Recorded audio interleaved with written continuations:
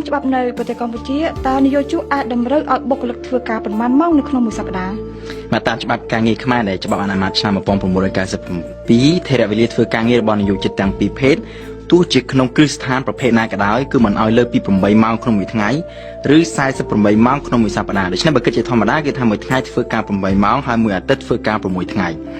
សហគ្រាសគេមានសេរីភាពក្នុងការកំណត់របៀបចែកពេលធ្វើការតាមប្រភេទសកម្មភាពនិងរបៀបរៀបចំនៅក្នុងសហគ្រាសនីមួយៗធ្វើម៉េចកុំឲ្យតែបំពេញថេរវេលាដែលកំណត់ដោយច្បាប់ខាងលើដូចជាគេអាចឲ្យថាចាប់ផ្ដើមធ្វើការម៉ោង8ព្រឹកចេញម៉ោង5ល្ងាចហើយគេឲ្យបុគ្គលិកឈប់សម្រាកបាយថ្ងៃត្រង់1ម៉ោងគឺថាមើលទៅសរុបទៅឃើញ8ម៉ោងក្នុងមួយថ្ងៃហើយរាល់ការរៀបចំបែងចែកម៉ោងធ្វើការនេះសហគ្រាសត្រូវលេខលោកធ្វើយ៉ាងម៉េចឲ្យបុគ្គលិកមានថ្ងៃសម្រាប់ប្រចាំសប្តាហ៍យ៉ាងតិច24ម៉ោងជាប់គ្នាពុកគឺថាមួយថ្ងៃពេញគឺមិនអាចឲ្យបុគ្គលិកសម្រាប់កន្លះថ្ងៃ2ដងក្នុងមួយអាទិត្យហើយរាប់ថាសម្រាប់មួយថ្ងៃដែរទេជាគោលការណ៍គឺគេកំណត់តាមច្បាប់គេកំណត់យកថ្ងៃអាទិត្យជាថ្ងៃសម្រាប់ប្រចាំសប្តាហ៍ចុះប្រសិនបើសហគ្រាសខ្លះដូចជារោងចក្រមន្ទីរពេទ្យសន្តាគារជាដើមដែលមានតម្រូវការចាំបាច់ឲ្យមានសកម្មភាពជាប្រចាំ24ម៉ោងក្នុងមួយថ្ងៃ7ថ្ងៃនៅក្នុងមួយអាទិត្យវិញនោះតើគេត្រូវធ្វើយ៉ាងម៉េចមកក្នុងករណីនេះសហគ្រាសអាចរៀបចំធ្វើជាវេនដើម្បីអាចដំណើរការបាន24ម៉ោងលើ24ម៉ោងគឺគេអាចចែកចេញជា3វេនហើយថាឃើញទៅ3វេនមួយថ្ងៃមាន24ម៉ោងចឹង3វេនមួយវេនមាន8ម៉ោង3វេនទៅគឺថាមាន24ម៉ោងហើយគេថាចប់វេនទី1បុគ្គលិកវេនទី1ចេញហើយបុគ្គលិកវេនទី2ចូលដូច្នេះបុគ្គលិកនៅក្នុងមួយវេនហ្នឹងគឺធ្វើការតែ8ម៉ោងទេក្នុងមួយថ្ងៃ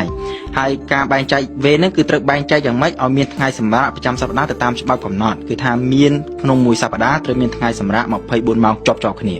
ឌីណាគ្រឹះស្ថានខ្លះគេចង់ឲ្យបុគ្គលិកធ្វើការលើសពី8ម៉ោងនៅក្នុងមួយថ្ងៃក៏ប៉ុន្តែឲ្យសម្រាប់ប្រចាំសប្តាហ៍លើសពី24ម៉ោងដើម្បីសងម៉ោងលើសវិញតើអាចធ្វើបានដែរឬទេមកត្រង់ចំណុចនេះគឺមានការអនុញ្ញាតពីក្រសួងសង្គមកិច្ចនិងការងារតាមរយៈប្រកាសចុះថ្ងៃទី10មិថុនាឆ្នាំ2002ស្ដីអំពីការបែងចែកម៉ោងធ្វើការក្នុងសប្តាហ៍ដើម្បីឲ្យឈប់សម្រាកបន្ថែមនៅរសៀលថ្ងៃសៅរ៍ប្រកាសនេះគឺអនុញ្ញាតឲ្យសហគ្រាសបង្កើនថេរវេលាធ្វើការរបស់កម្មករឲ្យលើសពី8ម៉ោងក្នុងមួយថ្ងៃក៏ប៉ុន្តែមិនឲ្យលើសពី9ម៉ោងទេ9ម៉ោងគឺជាកម្រិតអតិបរមាហើយត្រូវឲ្យបុគ្គលិកសម្រាកនៅរសៀលថ្ងៃសៅរ៍បន្ថែមពីលើថ្ងៃអាទិត្យមួយថ្ងៃពេញដែលជាថ្ងៃសម្រាកធម្មតាក៏ប៉ុន្តែការបែងចែកម៉ោងធ្វើការបែបហ្នឹងនយោជកអាចធ្វើទៅបានគឺទាល់តែមានការឯកភាពពីសំណាក់សហជីពដំណើរនយោជិតនិងប្រតិភូបុគ្គលិកជាមុនសិនគឺមិនមែនបង្ខំបុគ្គលិកឲ្យទទួលឲ្យធ្វើការអញ្ចឹងបានទេបើសិនជានៅក្នុងសហគ្រាសនឹងមិនមានសហជីពនិងប្រតិភូបុគ្គលិកទេគឺត្រូវឲ្យមានការឯកភាពពីនយោជិតយ៉ាងតិចពាក់កណ្ដាលតាមរយៈការបោះឆ្នោតជាសង្ងាត់ទើបអាចធ្វើការបែងចែកការងារបែបហ្នឹងបានសំណួរមួយទៀតឌីណាតើនយោជកអាចតម្រូវឲ្យបុគ្គលិកធ្វើការថ្ងៃអាទិត្យដោយយកថ្ងៃផ្សេងជាថ្ងៃសម្រាប់ប្រចាំសប្តាហ៍បានដែរឬទេមកតាមច្បាប់ការងារខ្មែរកំណត់យកថ្ងៃអាទិត្យជាថ្ងៃសម្រាប់ប្រចាំសប្តាហ៍ជាគោលការណ៍ក៏ប៉ុន្តែការកំណត់ផ្សេងក្រៅពីនេះគឺទាល់តែមានករណីចាំបាច់ពីព្រោះថាជាគោលការណ៍គឺថ្ងៃអាទិត្យកាលណាមានគោលការណ៍គឺមានករណីលើកលែងក៏ប៉ុន្តែករណីលើកលែងមិនអាចធ្វើជាគោលការណ៍បានទេគេថាករណីថាបើសិនជាឲ្យបុគ្គលិកករណីពិសេសគឺករណីណាដែលថាឲ្យបុគ្គលិកសម្រាប់ថ្ងៃអាទិត្យទាំងអស់ទៅគឺអាចនាំឲ្យខូចប្រយោជន៍ដល់សាធារណជនឬក៏ធ្វើឲ្យខូចដល់ដំណើរការជាធម្មតារបស់សហគ្រាសក្នុងករណីលើកលែងបែបហ្នឹងច្បាប់ការងារត្រង់មាត្រា148ចែងថាថ្ងៃសម្រាប់ប្រចាំសប្តាហ៍គឺគេត្រូវកំណត់ដូចតទៅខាងក្រោម3វិធីគឺទី1អាចឲ្យបុគ្គលិកទាំងអស់ឈប់សម្រាកនៅថ្ងៃណាមួយទៀតក្រៅពីថ្ងៃអាទិត្យឬទី2ឲ្យសម្រាកពីថ្ងៃត្រង់ថ្ងៃអាទិត្យរហូតដល់ថ្ងៃត្រង់ថ្ងៃច័ន្ទគ្រប់24ម៉ោងដូចគ្ន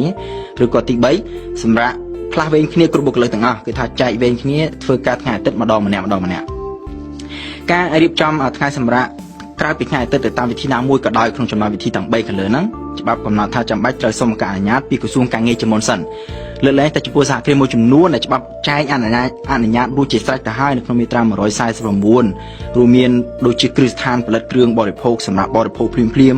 ដូចជាសន្តាគារភោជនីយដ្ឋានហាងលក់ផ្កាធម្មជាតិមន្ទីរពេទ្យឬក៏កន្លែងសង្គ្រោះក្មេងកំព្រាឱសថស្ថានសហគ្រាសសារព័ត៌មានឃោសនាការទស្សនីយភាពសារមន្ទីរឬក៏ពិព័រណ៍សហគ្រាសដឹកជញ្ជូនម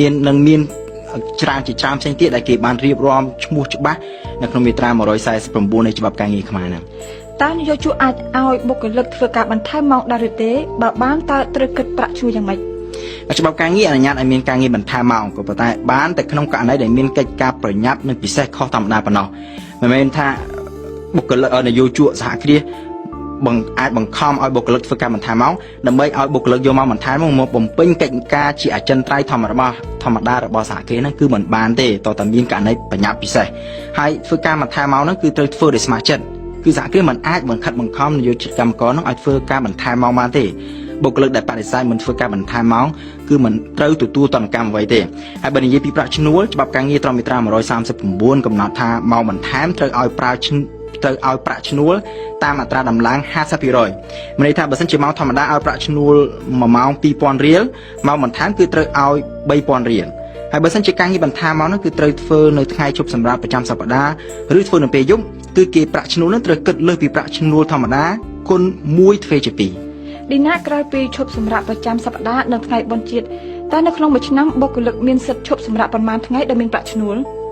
បាទច្បាប់កំណត់ថាកម្មករនិយោជិតទាំងអស់មានសិទ្ធិឈប់សម្រាកយ៉ាងតិច18ថ្ងៃក្នុងមួយឆ្នាំដោយទទួលបានប្រាក់ឈ្នួលធម្មតាអនុសញ្ញារួមនៅក្នុងសហគ្រាសឬក៏កិច្ចសន្យាការងារអាចកំណត់ឲ្យមានថ្ងៃសម្រាកលើសពី18ថ្ងៃបានក៏ប៉ុន្តែមិនអាចកំណត់ឲ្យតិចជាង18ថ្ងៃក្នុងមួយឆ្នាំបានទេហើយចំនួនថ្ងៃសម្រាប់ប្រចាំឆ្នាំនេះគឺត្រូវបន្ថែមចំពោះបុគ្គលិកណាដែលមានអតិថិភាពនៅក្នុងសហគ្រាសហ្នឹងគេថាត្រូវបន្ថែមមួយថ្ងៃពេលធ្វើការបាន3ឆ្នាំក្នុងសហគ្រាសបន្ថែមមួយថ្ងៃលើ18ថ្ងៃដែលមានស្រាប់ហើយចង់បញ្ជាក់ថា18ថ្ងៃហ្នឹងគឺរាប់ជាថ្ងៃធ្វើការធម្មតាការឈប់សម្រាកប្រចាំឆ្នាំប្រចាំសប្តាហ៍និងការឈប់សម្រាកថ្ងៃបុណ្យគឺមិនត្រូវរាប់បញ្ចូលជាថ្ងៃឈប់សម្រាកប្រចាំឆ្នាំទេហើយការឈប់សម្រាកដោយមូលហេតុមានជំងឺក៏មិនត្រូវយកមករាប់បញ្ចូលជាថ្ងៃឈប់សម្រាកប្រចាំឆ្នាំដែរឌីណាខ្ញុំចង់ដឹងដែរថាតើត្រូវធ្វើការបានរយៈពេលប្រមាណទើបបុគ្គលិកមានសិទ្ធិសុំឈប់សម្រាកប្រចាំឆ្នាំបាទច្បាប់ចែងថាតើតែធ្វើការបានគ្រប់1ឆ្នាំនៅក្នុងសហគ្រាសទើបអាចមានសិទ្ធិឈប់សម្រាកប្រចាំឆ្នាំបានក្នុងករណីណាដែលមានផ្ដាច់ឬក៏ចប់កិច្ចសន្យាមុនពេលគ្រប់មួយឆ្នាំសហគ្រាសគឺត្រូវសងប្រាក់បំណាច់នឹងទៅឲ្យបុគ្គលិកនោះដោយគិតជាសមាមាត្រទៅនឹងតាមពេលវេលាដែលគាត់បានធ្វើការនៅក្នុងសហគ្រាសហើយចុះក្នុងករណីដែលមានធរៈផ្ទាល់ខ្លួនតើនយោជិតកម្មករអាចសុំឈប់សម្រាកបានដែរឬទេបើបានទៅរាប់បញ្ចូលនៅក្នុងថ្ងៃឈប់សម្រាកប្រចាំឆ្នាំដែរឬទេបាទនៅក្នុងច្បាប់ការងារគេមានកំណត់ឲ្យមានការឈប់សម្រាកពិសេសនៅក្នុងករណីមានធរៈផ្ទាល់ខ្លួនឬនៅក្នុងឱកាសដែលមានព្រឹត្តិការណ៍ដែលប៉ះពាល់ផ្ទាល់ដល់គ្រួសាររបស់កម្មករនយោជិតដូចជាត្រូវរៀបអាពាហ៍ពិពាហ៍ផ្ទាល់ខ្លួនឯងឬក៏ត្រូវរៀបអាពាហ៍ពិពាហ៍របស់កូនឬក៏ប្រពន្ធត្រូវសម្រាលកូនឬក៏ប្តីប្រពន្ធកូនឪពុកម្ដាយមានជំងឺឬក៏ទទួលមរណភាពក្នុងករណីមានធរៈបែបហ្នឹងបុគ្គលិកអាចសុំឈប់សម្រាកបានដោយនៅទទួលបានប្រាក់ឈ្នួលជាធម្មតាក៏ប៉ុន្តែការឈប់សម្រាកពិសេសបែបហ្នឹងក្នុងមួយឆ្នាំច្បាប់អនុញ្ញាតឲ្យមានត្រឹម8ថ្ងៃយ៉ាងតិចគឺមិនយ៉ាងច្រើនគឺមិនឲ្យលើសពី7ថ្ងៃទេសំទោស7ថ្ងៃមាន8ថ្ងៃទេហើយការឈប់សម្រាកពិសេសនេះគឺអាចយកមកកាត់កងជាមួយថ្ងៃឈប់សម្រាកប្រចាំឆ្នាំបានប្រសិនបើនយោជិតមិនទាន់អនុវត្តការឈប់សម្រាកប្រចាំថ្ងៃរបស់គាត់អស់មានន័យថាគាត់មានថ្ងៃឈប់សម្រាកប្រចាំឆ្នាំរបស់គាត់18ថ្ងៃហើយគាត់មិនទាន់ឈប់អស់ទាំង18ថ្ងៃរបស់គាត់នៅសល់ប្រមាណគេអាចយកមកកាត់កងជាមួយនឹងថ្ងៃឈប់សម្រាកពិសេស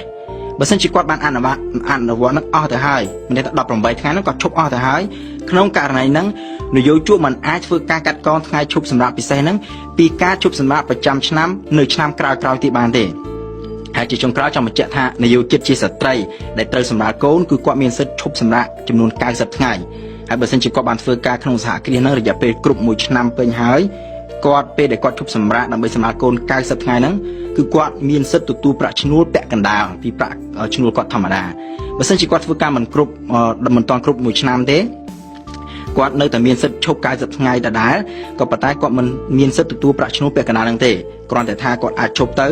មិនត្រូវបុកសហគ្រាសមិនត្រូវបញ្ឈប់ការងារគាត់ទេនៅពេលណាដែលគាត់ផុតកំណត់ឈប់90ថ្ងៃហ្នឹងគាត់ត្រូវមានសិទ្ធិចូលត្រឡប់ចូលមកធ្វើការនៅក្នុងសហគ្រាស